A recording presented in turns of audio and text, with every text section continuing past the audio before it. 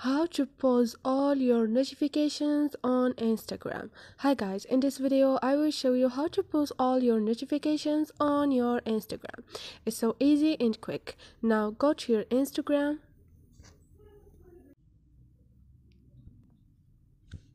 and now click on those three lines up there and click on setting.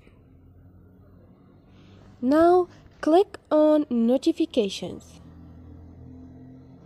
and click on the first option, which is pause all, and choose I'm gonna choose 4 hours, and this is it. So this is it guys, hope this video was helpful to you, and if you liked the video don't forget to subscribe and like.